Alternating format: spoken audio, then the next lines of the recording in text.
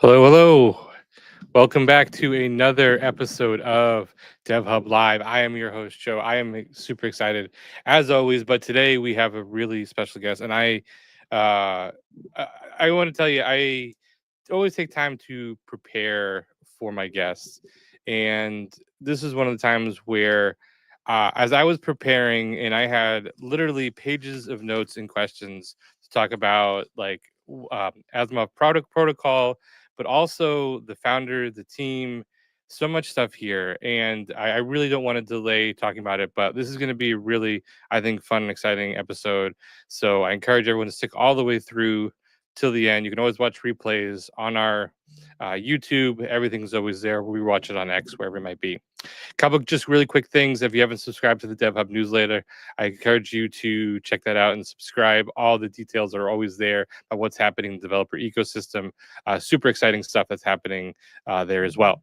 But without any further ado, ASIMOV Protocol, you may have heard about just kind of through the ecosystem. It is a newer startup that is publicly. They've been building for a little while though, and the team is all people who come from, I don't say all, but the founders come from near in Aurora. So I'm so excited to have Arto here to come and talk about this and talk about everything that he's been building and everything else. So without any further ado, let's just jump right into all of this.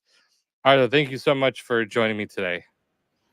Hey, Joe. Good to meet you, and thanks for the invite. Happy to be here. Yes, thank you. So there's so much to get into, but let's start at the really high level here of just what is ASIMOV Protocol? Sure. So we are building on top of NEAR with a focus on improving the world's quality of information. So you know that the situation right now is a little bit interesting. You probably following news yesterday and the like. There's a lot of misinformation out there. There's a lot of uncertainty about how are we going to in this century actually be able to believe anything at all, right? Everything we see, whether it's text, image, or video, is now subject to question thanks to generative AI. But also just more fundamentally, it's actually always been the case due to misinformation, disinformation, and the like. So the only way that we are going to have a good future is if we improve the quality of our information and our information hygiene, you might say. We understand where the information we consume is coming from. We understand to what extent it has been vetted and verified. We understand who has shared it to us.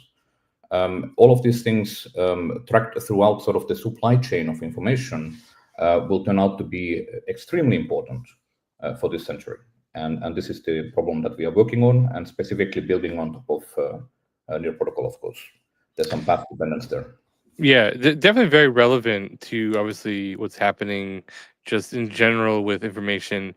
For you, is this a data project or is this more for an AI project, or is it kind of both? Well, it's both. So I have a dual background. I've been working in knowledge representation since 2006.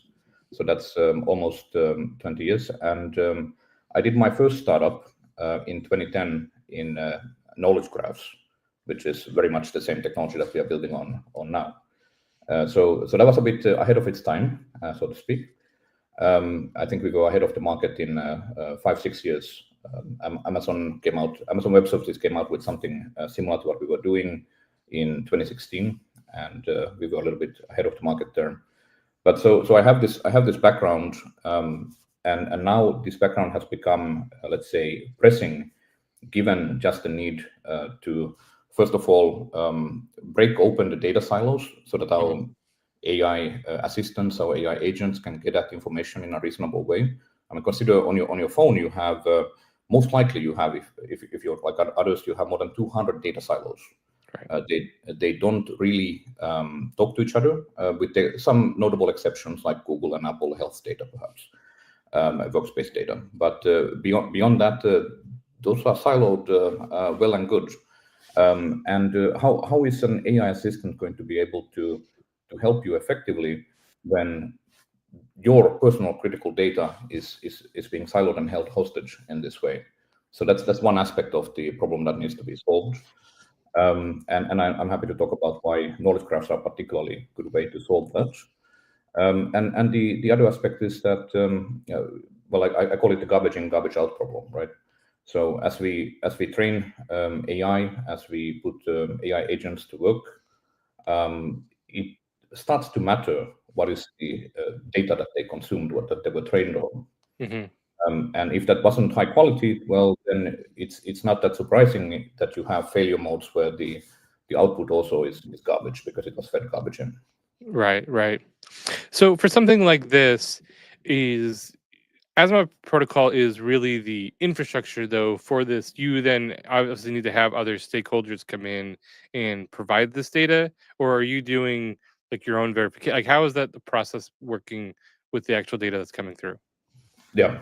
Yeah, so we are not really in the data publishing business, but of course, for the sort of initial seeding of the protocol, we have taken a curatorial role as well, necessarily. But there's any number of useful data sets that initially will make sense to provide on top of the protocol. For example, even as we speak, we are uploading OpenStreetMaps, the largest open mapping dataset in the world, onto the near testnet, and that will be a generally useful dataset to draw upon. Yeah. But we would certainly anticipate that we'd be, although we might seed such a dataset, we'd be handing over maintainership of those datasets to the parties actually creating the datasets. Right. Once the protocol gains enough prominence that the team over there would be interested, of course. So for this protocol, and I just want to clarify for people maybe unsure of it, this is not like IP verification. This is really more about data integrity. Like, what you are seeing is accurate information.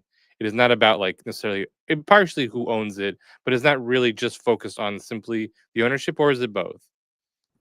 It's both. So I think that the future is inevitably one where, as I mentioned, data needs to travel with a bunch of metadata about it. Mm-hmm. Meaning, in particular, where did it come from, who produced it, which chain of events brought it to you. It matters if information came to you from your buddy versus some toxic Reddit comment, right? Right. And or some random download. So it means that generally speaking, we are going to want to have this record proof of origin attached to any information we consume, and that's certainly something we are enabling through the protocol. But the other aspect of it is what I mentioned about the data silos. That right now we have a world where all data is pretty much siloed. Mm-hmm.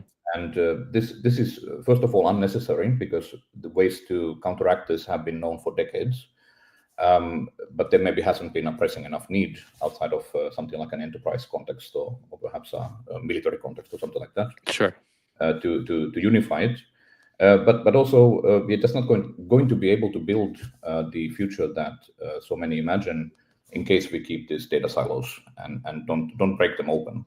So this is where the data model comes in. That if you want to be able to map any data, you want to be able to intersect any data sets, you need a universal data model. And knowledge graphs are a universal data model, meaning that they subsume all other data models. You can represent anything as knowledge graphs, right? Whether it's financial data, a CSV, an Excel, whether it's a relational table, anything that it might be, you can represent as a knowledge graph, and then you can bring these things together, and you get one large graph to rule them all. This is the kind of, let's say, enterprise data integration work that I did a lot in the previous decades for large companies. Meaning, in those companies, you don't only have 200 data silos; you may have 1,000 plus. Right. Information systems, and they are generally not really talking to each other. and data integration is a huge consultancy business because there's so much of it to do, Mm-hmm. and all of that work is fundamentally in a sense useless, as in if only we architected systems in a better way with regards to how we utilize information, then that work that the consultant is doing over there would not really even be needed. But for the moment, we are not in that world. Sure. So I think I feel like I fairly have a good understanding of why you would choose near in blockchain to do this, but maybe just talk for the audience a little bit more about like why, not just why blockchain, because I think of the decentralization piece that all makes sense. Like the data has to be open and available, but also then like why something like near. Well, so honestly, the answer is a lot to do with path dependence, right? Mm-hmm. So we have 10 plus ex-near people, not only from Near Pagoda, but from the foundation and several other ecosystem entities. And so we all know Near, we love Near, and we help to build a lot of the underlying tech. And in my case, of course, I was hired in 2020 to lead EVM development at Near Incorporated, and we spun that out into Aurora a little bit later. Once we had the bridge and EVM teams come together and form Aurora Labs. So we've been around the block. We know Near extremely well, including all of its dirty dark secrets. So, for example, it's not always been the easiest thing to run, a lot of near core nodes, but we have people who have the experience in running those by the hundreds. And yeah, that's the fundamental reason. But of course, there's also a very good match. So both in terms of the let's say the new positioning of the chain as the chain for AI, well, that's a good positioning. And I'm happy that finally some clarity has been achieved on the positioning. That's a very short statement, right? Yep. The blockchain for AI. I like that. Yeah. And probably a good idea to stick to that. And on the other hand, also the technical capabilities. So things like chain abstraction, the account model, storage staking. There's so many good technical capabilities that enable us to build this on Near in a reasonable way. That said, we are certainly not going to be limited to only Near. This is just we are leveraging what we know to Sure. get started, and we are looking at deployments elsewhere as well, including ICP and SUI. Is that the reasoning for going to other chains? Is it more or less to hedge your data so that it's now in other places, or is it a technological choice to leverage other chains for different reasons? Well, if you think about it, so I'm a database guy because of the first startup I mentioned, where we wrote a distributed database from scratch. So if you think about what a blockchain is, it's fundamentally an append-only immutable transaction log. So that is coincidentally the same thing that underlies any database, any modern database anyway. And what that means is that as a coordination point, as a namespace, the blockchain is tremendously useful, right? So of course you could do all kinds of things without a blockchain, but in this particular scenario that we are building, the blockchain is not a solution in search of a problem. This is actually a very, very good fit to a blockchain. That makes sense. I want to dive a little bit deeper into some of the technology here, but I want to bridge the gap here from the blockchain piece to the AI piece.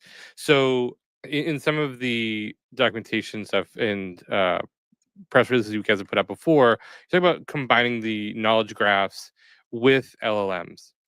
For this setup, how is this different than like a normal data pipeline in structuring AI data? So on this point, I have some slides, if you wouldn't mind. Yeah. Let's dive into it for sure.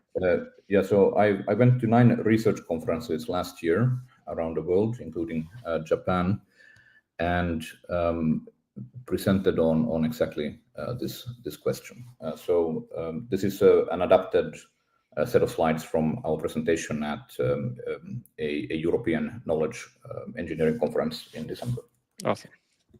So basically, what we are pursuing, what we've been pursuing in ASIMOV Protocol and prior to it for the last several years is something called the neurosymbolic synthesis. And as you said, this is exactly the combination of large language models with knowledge graphs. So building hybrid AI systems.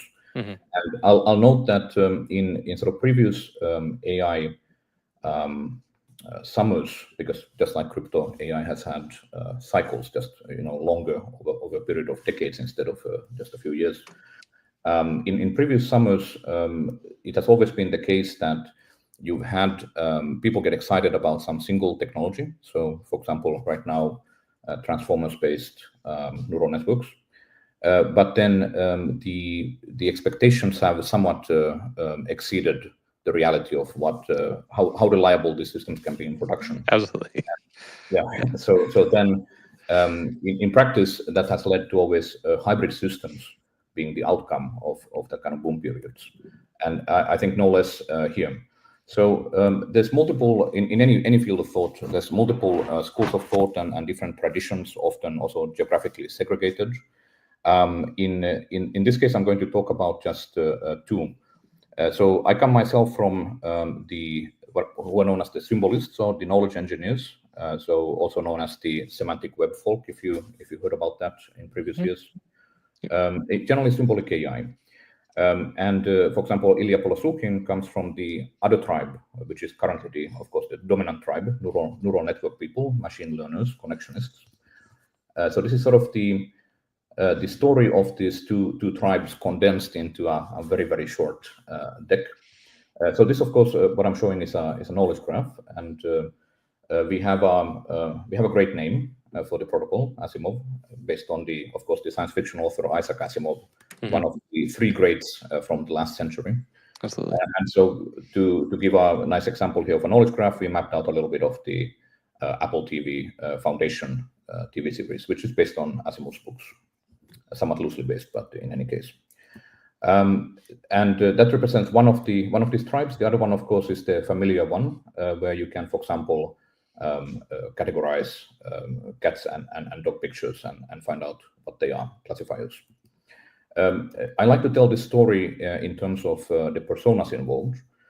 So I think many of our watchers today will recognize the gentleman on the right. That's, of course, Jan LeCun, Professor Jan LeCun, who is heading up the AI efforts at Meta, which means he's the guy ultimately responsible for the open source Llama goodies and all of these things.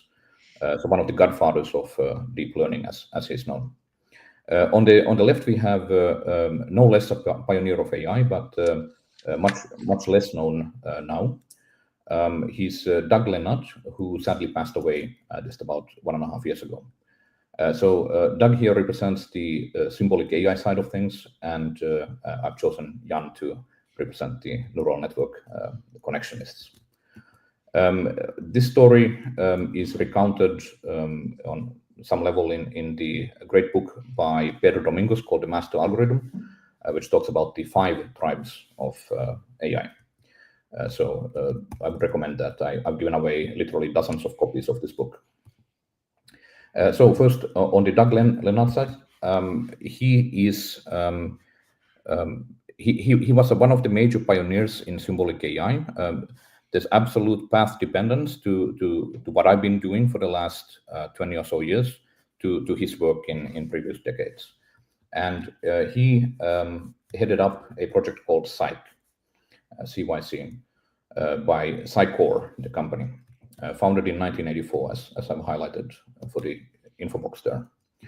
CYC was the most ambitious project in AI, perhaps prior to current times, such as building the Grok supercomputer and all of that. The most ambitious project in AI, and also considered its biggest failure. So CYC dealt with the specific problem of how do we imbue computers with common sense. And you can find, for example, Doug giving a TED talk shortly before his death. So if you just think about this problem, it's actually a surprisingly difficult problem for for example, this problem statement over here, this seems like a tremendously trivial thing. But when you actually think about what would be involved in being able to solve this problem, it's not enough to, for example, pass the sentence into a syntax tree and label its parts as nouns and verbs and the like. No, you actually need a fair bit of knowledge about the world. So Tom was mad at Joe because he stole his lunch. So this is a credit assignment problem, meaning who is he and who is his. And when you flip the meaning by flipping because to so, again, who is he and who is his. So if you think about what you actually need to answer this problem, well, you need to know, for example, about shared refrigerators in workplaces. You need to know that people eat lunch. You need to know that people might make lunch at home and then bring it to work.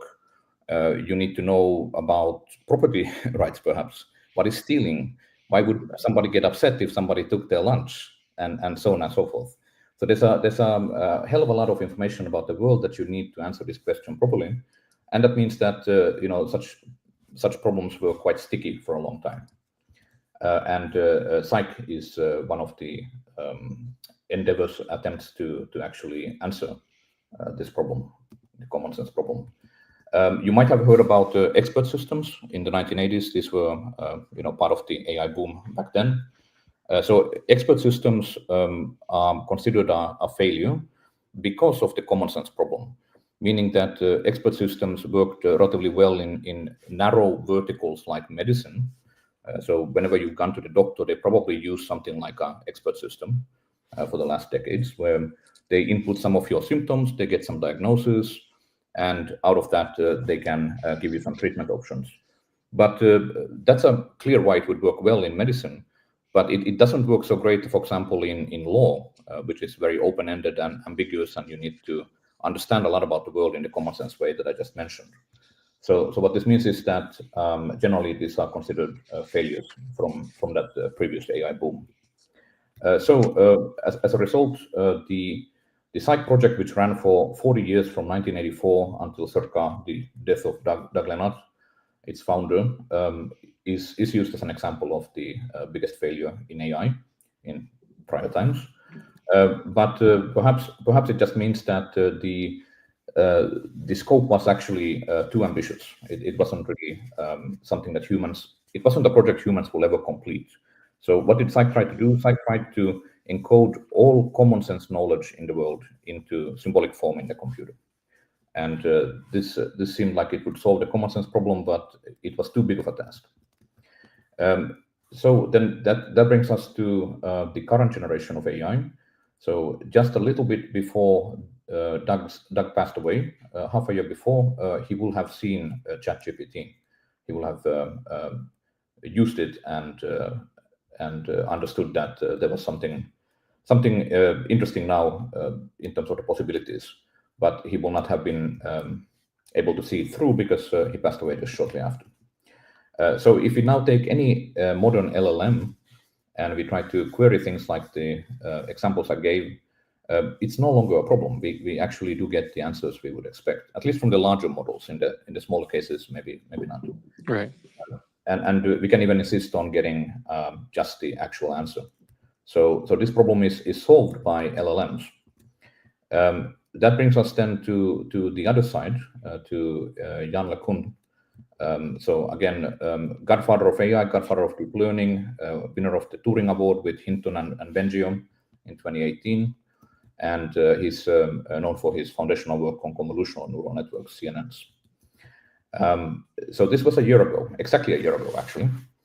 There was the World Government Summit in Dubai, an event that competes with Davos, with the World Economic Forum, and they had invited Jan LeCun. And when he got there, they plastered his face on the Burj Khalifa, the tallest building in the world. So as I understood the story, they took him out to dinner with a nice view, and they didn't warn him beforehand. They just surprised him by plastering his face on the Burj Khalifa. And as you can see, he was rather pleased about it, as perhaps anybody would be. And I was thinking to myself when I saw this at the time that this must be for him a bit of oh shit, I've arrived kind of moment.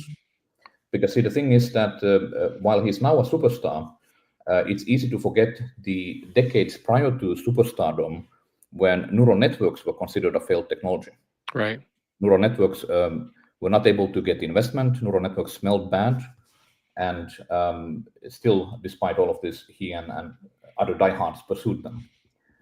So that's maybe good with reference to a timeline to think about that. So as I mentioned, cycles in AI, just like in crypto, but somewhat longer.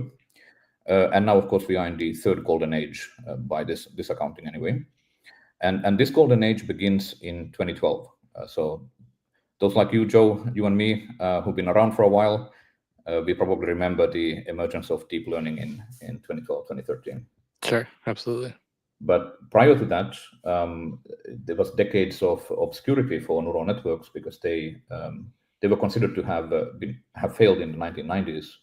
I still remember in the 1990s, for example, Microsoft putting out some press release about speech recognition based on 6 neurons, not 6 million, not 6 billion, not 6 million, not 6,000, like 6 neurons, right? Yeah. So we were somewhat completely limited in the 90s, and things didn't really work out. But if you go a little bit further back, just to kind of give the larger perspective on these cycles that our industries go through. So this is the New York Times, 1958, July. New Navy device learns by doing. And I've highlighted here from 1958 some of the predictions about the future. So this is the perceptron, one of the first, very first neural network systems, single neuron. Mm-hmm. And all the predictions about the future highlighted here, they've all come true. So it just took 6 decades instead of the maybe expected 5 to 10 years that. Right. Yeah, people always expect everything too fast. Yeah. So in 2010, this problem, this classification problem, cat or dog, this was a research project. You assigned PhD students to it. And in 2013, this was a homework assignment. So that's in between, we have the arrival of the deep learning revolution. And what was that based on? Well, this is where this ties together into ASIMOV. Well, it was based on 2 things. It was based on the availability of compute. So GPUs were available. And Ilya Sutskever, who later became one of the co-founders of OpenAI, he utilized GPUs to create something called AlexNet. But equally important was the availability of a very large labeled dataset called ImageNet, more than 1 million hand-labeled images, so that the network could actually be trained. And in the annual ImageNet challenge, he wiped the floor with the competition. So AlexNet just obliterated everything else out there.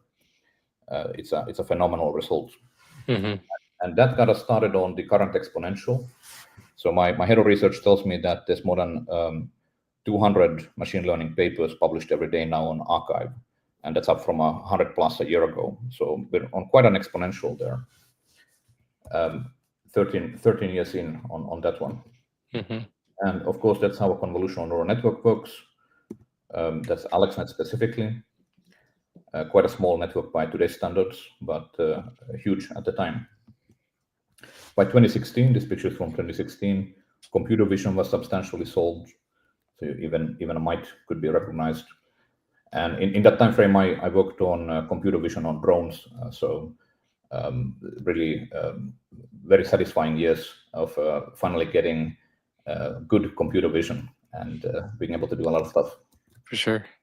And then, of course, by 2017, better than human on the ImageNet classification challenge.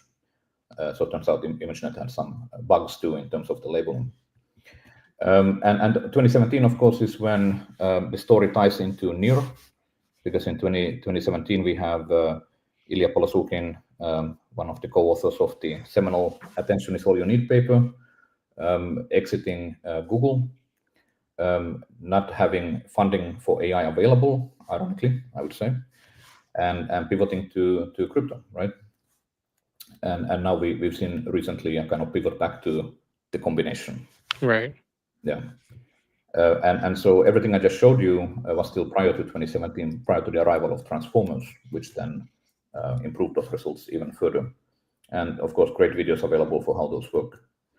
So that brings us then to the GPT era, so GPT-3 and eventually the release of ChatGPT, when everybody sat up and paid attention. And a couple lessons in marketing, when you are ahead of your time in terms of technologies and it fails in some way, rebrand and keep moving.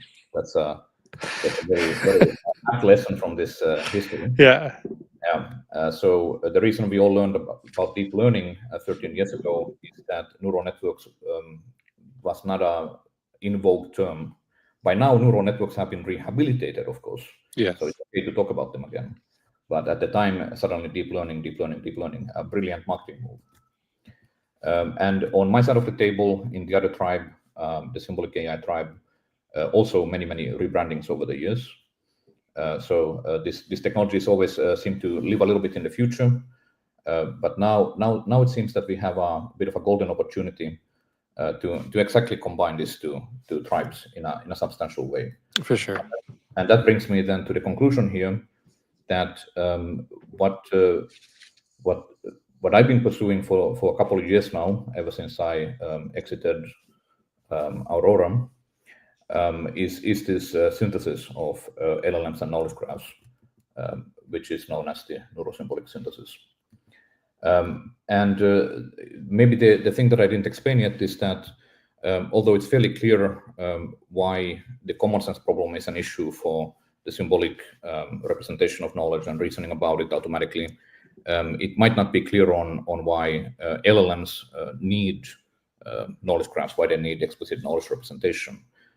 So just very briefly, as I'm already hogging most of the time here, very briefly, so LLMs, of course, have a number of deficiencies that we all have become familiar with over the last few years, including that hallucinations are not really a bug, it's a feature. And you can't really tell when it hallucinates, and it can't even tell itself when it hallucinates. Similarly, justifiability and introspection is quite poor. So if you ask ChatGPT, why did you give me that answer? Well, it'll give you an answer about the answer, but it's going to be a confabulation, and it has no particular access to its internals. So these are some of the problems that motivate an explicit knowledge representation instead of just abusing that LLM itself for little LLM. Similarly, on the knowledge graph side, then why do we need to plug LLMs into it? Well, because of this common sense shaped hole, meaning that my 3-year-old son actually knows more about the world, how the world works, compared to any computer until about 3 years ago. So nice coincidence there. This would include exactly the kind of things I mentioned about lunch at an office, but it would also mean, why is the arrow gravity pointing downwards? Why do humans live in dwellings? Why do we organize into social groups? Why do we wear clothes? He knows multiple reasons why we wear clothes, right? Computers had trouble with this kind of basic things about the world until recently. And on the other hand, the knowledge soup encoded into LLMs through the massive pre-training inputs is not particularly accessible. It's not particularly introspectable. It's not particularly amenable to mutation and update. So all of these are problems with just relying on that encyclopedic knowledge, which is nice, but it is going to be a lot better of an idea to have smaller models that don't necessarily carry so much of the whole encyclopedia of the human world in them, other than the really baseline stuff I mentioned as common sense, and then have an explicit knowledge base that they access as one more tool in their arsenal. And that explicit knowledge base can be introspected, it can be verified, it can be mutated, as in it can be updated as needed. All of these things are possible when you have a database, and the model then can shrink in size and focus on the core propositions that it provides, including a great understanding of human language, including the common sense knowledge soup that it carries within it, and including, of course, the reasoning abilities that are emerging. So this is the synthesis, and pursuing this from multiple different angles. The ASIMOV protocol is about fueling the data needed for making systems like this. And why isn't everybody doing this? I'm gonna briefly mention that in academia, this is very well known as an approach. It's not my invention. For a couple of years, academics have in fact pursued this approach. But in industry is very driven by fads and sort of fashions and focuses on particular tech. We had the vector stores RAG fad. Now we have the agents focus, and soon enough it will be something else. And the larger perspective is that now that the foundation models are becoming commodities, it means that let's say you have a foundation model on your phone, on your laptop. When you need an upgrade to it, it's going to be a software upgrade, similar like anything else. So overnight, multi-gigabyte file will be downloaded, and in the morning you'll have a slightly better AI, right? So you won't really care that you have Llama 3.1, 3.2, 3.4, or something like that. You'll just care that you have a slightly better AI with a software upgrade. And once you take that perspective, what happens, of course, is that if the LLM exits center stage, well, what goes on center stage is your data. The thing that you want to preserve across these software upgrades is obviously your data.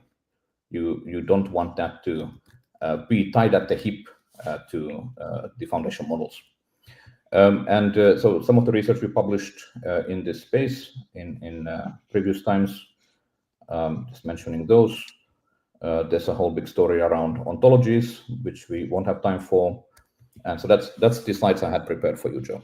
Yeah, no, I mean, thank you for diving into all that. Really great history, and made me feel old.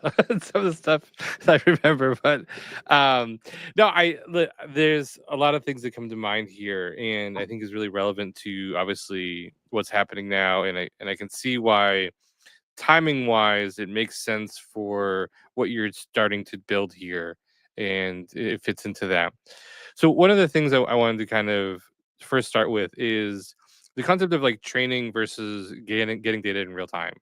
Is this something where the data that you guys are trying to produce here, and through the knowledge graphs and everything else, is that supposed to be for real time, or is that supposed to be for training, or again, is that like kind of depends on the situation of how it works? Yeah, so the protocol is generic in terms of this question. Okay. I do anticipate that we'll have a lot of basically pre-training kind of data sets, high quality organic and synthetic data sets that will be utilized in pre-training. But this is not the only and the main use case. In general, what I mentioned earlier about the data model being universal is really important. What it means is that when you want to bring all the data in your life or an organization or a project all together, by mapping it to knowledge graphs, you are then able to unify all of that data. You are able to intersect all of that data.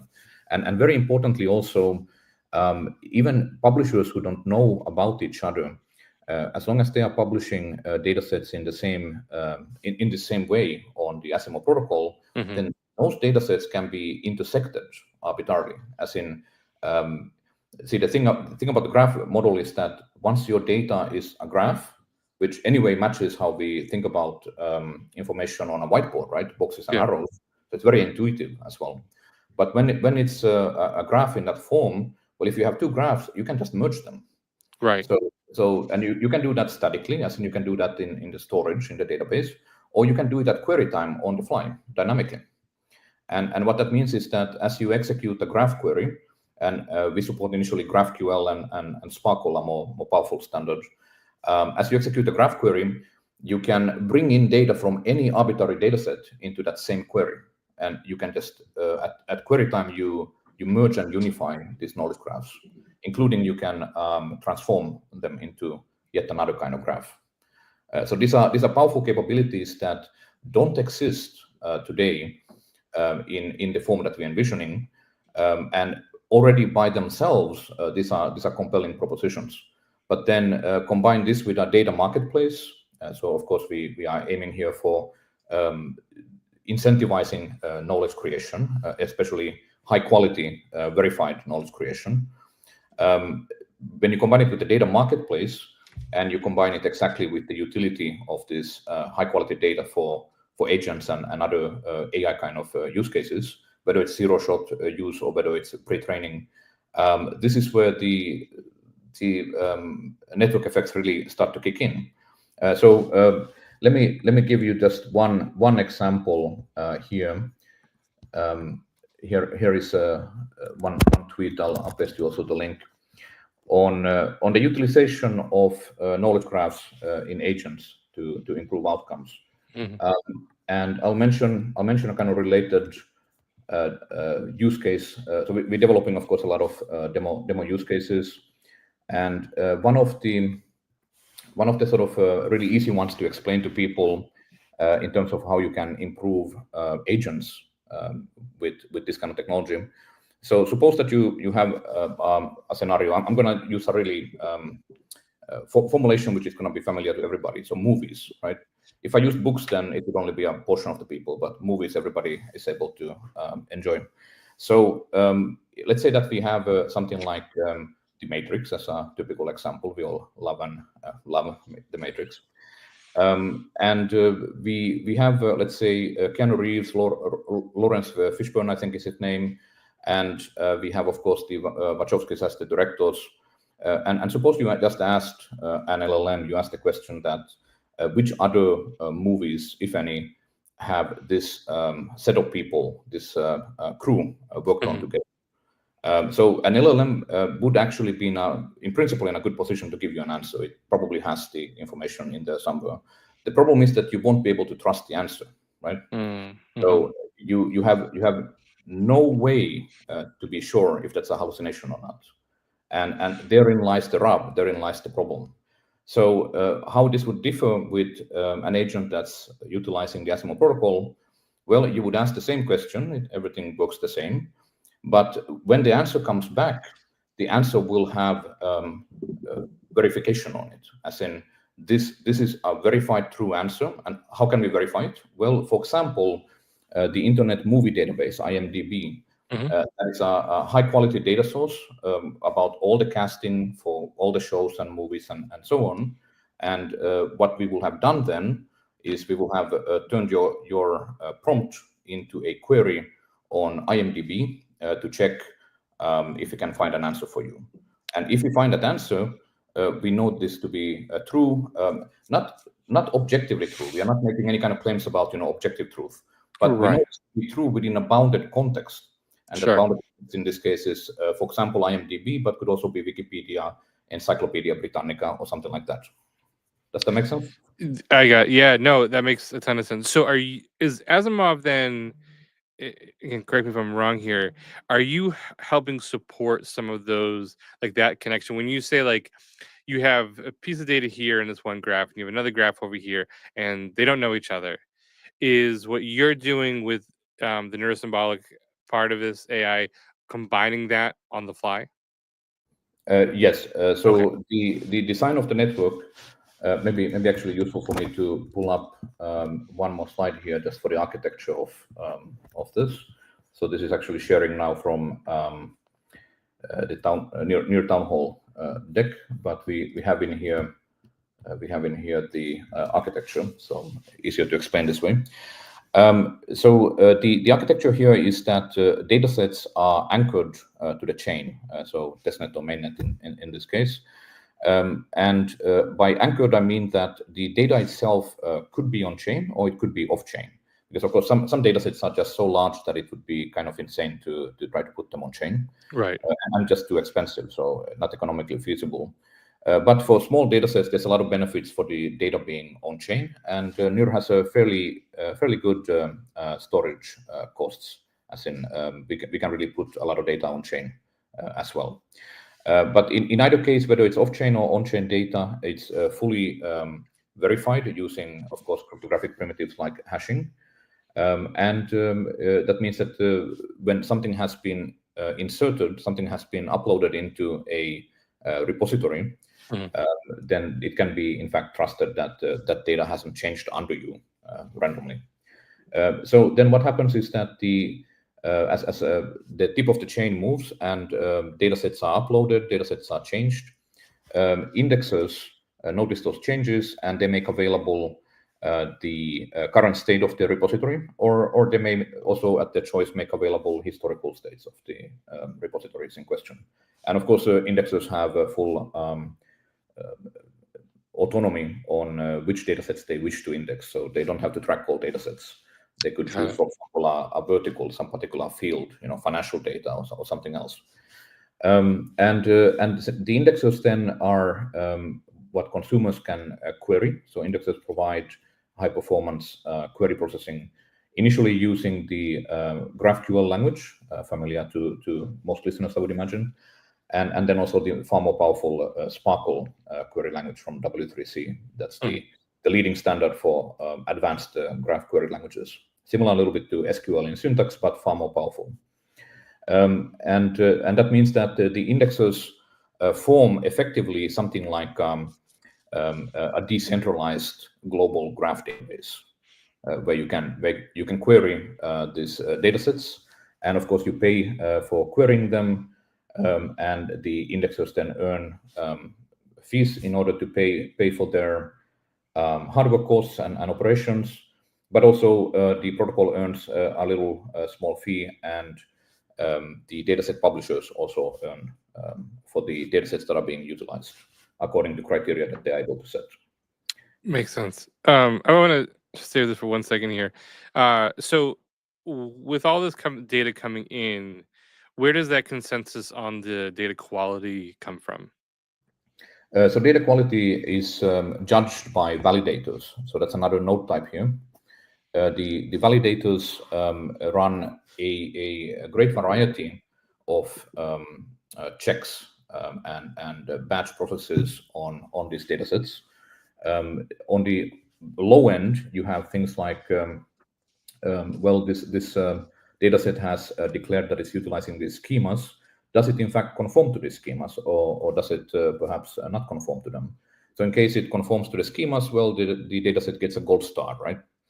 And as you get these validation results in from a sufficient number of validators, then you build a sort of consensus around that this is a dataset that passes these validations. But you have a whole range of validations, which of course is ultimately community contributed and extensible. On the high end, you have things like fact checking. So we are working with some European universities where the research teams are the leading experts in the world on the automatic fact checking of knowledge graphs. And again, I want to be always careful to qualify.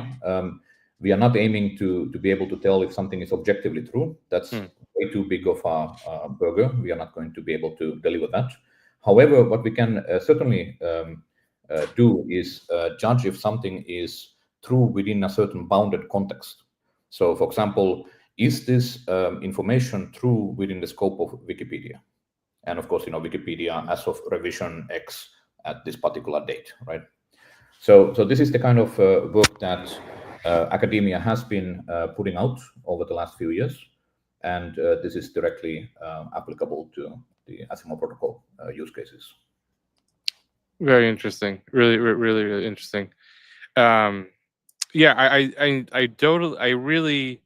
I think what is really making sense, and I love that you told the whole story of kind of how data has evolved, especially with AI and everything else, because you can see that this is where like everything is going. Because like, I mean, anyone who's using these, like ChatGPT, whatever, Claude, like you can see where there is that hesitation of like, is this correct?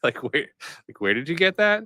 And if you are not, and I saw someone, I forget who it was, post on Twitter not long ago, if you are not a domain expert and you're asking a question in that domain, it is really hard to tell if it's being correct or not. And so, like, as a developer, I can troubleshoot the code it gives me. And so that's the thing. But I'll tell you, if you're not a developer, it's spitting out a lot of bad code still, as good as they are. Yeah. So that's where that domain expertise comes in. So it's really interesting. I can see where this platform starts to alleviate that need to have to be a domain expert in everything that you're asking.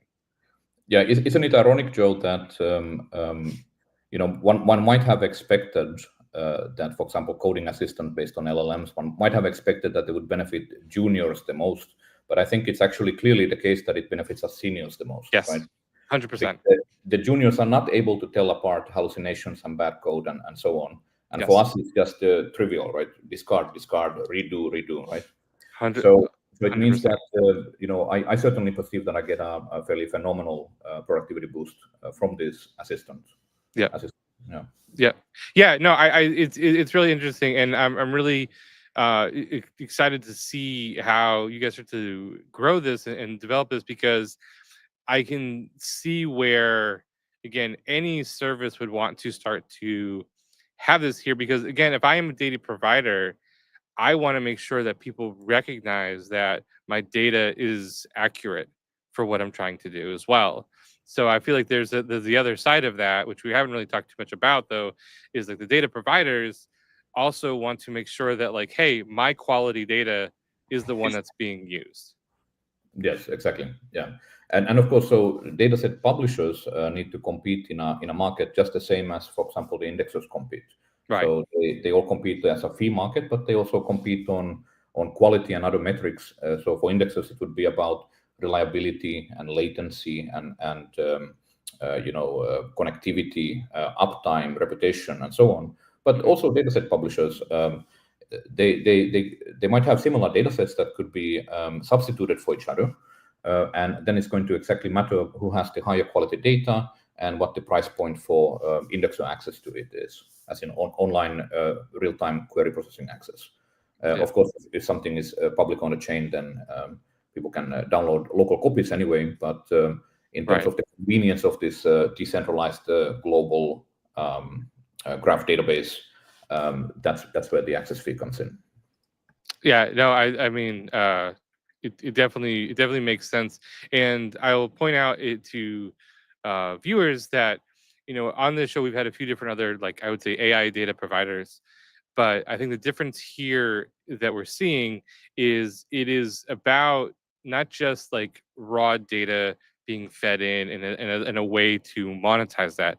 This is much more about, for me, it seems like it is the validation that the place it's coming from is saying where it's coming from.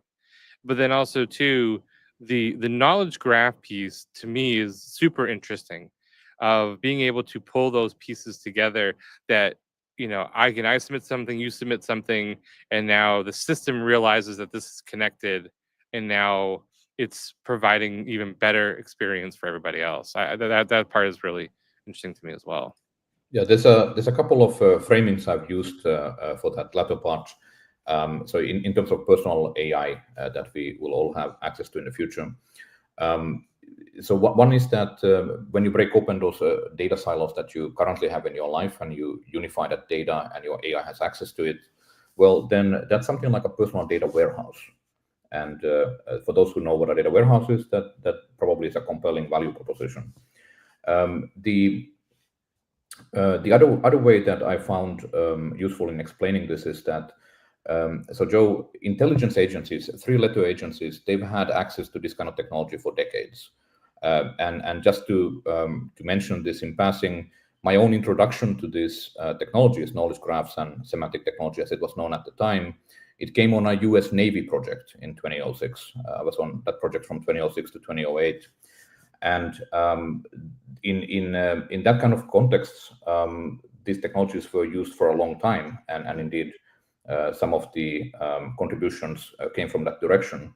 Similarly, you think about something like Palantir, when Peter Thiel founded that after exiting PayPal in the same time frame, so 20 years ago. Well, for the first decade, the technology basis was somewhat secretive. But these days, if you go on the Palantir website and you look on what are they doing, Well, what are they doing? They're doing knowledge graphs and doing ontologies, which is Hmm. sort of high quality schema on top of knowledge graphs. Yep. And this is the technology basis on which they helped the three-letter agencies in America and beyond to be far more effective, because they had these insights from the intersection of data sets. Yep. So now in this revolution that's going on, these are the kind of capabilities that I would certainly like for us as individuals to have. As in, I want to be an intelligence agency of one, Yeah. right? James Bond of one, right? Yeah. Yeah, No, it makes sense. And again, if you just think back of, think of your own life, how much data is both part of your life and how much data you're trying to consume, all that stuff.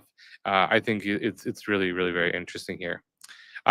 There's so much more we could go into, but I do want to, in just a couple minutes, people don't know, you have a fascinating work history and life history. I would love to take just like 5 minutes or so, talk a little bit about, it's been in the news lately, Silk Road, Ross Ulbricht, and you actually have a really interesting connection to that story, and I think it'd be kind of fun to tell here. yeah. So it's not something that I've spoken that much about over the years, but I was, of course, super pleased that Ross Ulbricht actually got out of jail this year, because ultimately he went to jail for 2 lifetimes plus 40 years for the crime of running a website. And it turns out that I have a connection to all of that, which I didn't know about until about circa 2015. So this already after he was arrested, after the Silk Road show trial, all of this. So as the trial was wrapping up, a reporter from the Daily Dot contacted me. I think it must have been 2015, and he asked, "Are you perhaps the Arto mentioned in the exhibit 270 in the trial?" And I was confused, but I went and looked, and oh shit, yeah, that's me. So the earliest evidence in the Silk Road trial are emails between Ross and myself from 2009, so September 2009. And I don't actually have access to those emails any longer, so I'm unable to add to the historical record here. The US government does have access to those emails because they nabbed Ross with his laptop open. So even if they were PGP encrypted, the contents are certainly somewhere available. But I had not made the connection until the reporter contacted me that this was actually that guy. So at the time in 2009, I was maintaining, as a cypherpunk activist, I was maintaining quite an active PGP correspondence. I've since then discontinued PGP use for obvious reasons.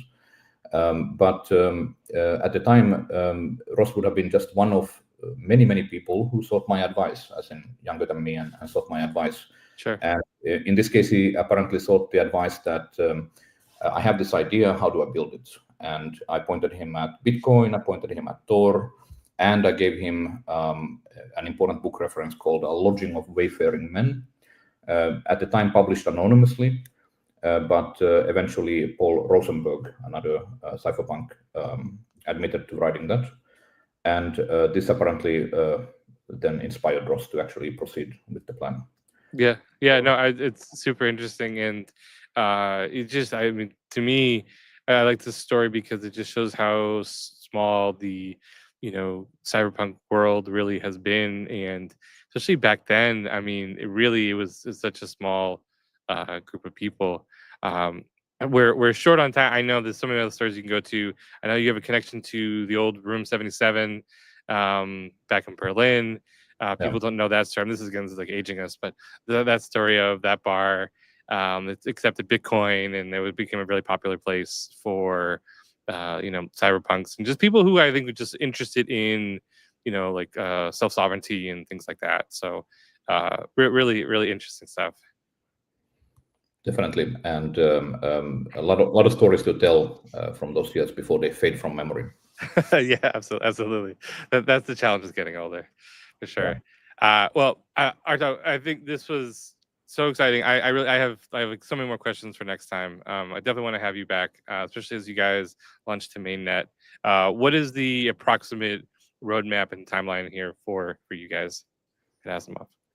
So currently we are not doing anything on mainnet yet, testnet only, and I expect mainnet will be certainly in the Q2 timeframe, but probably early Q2.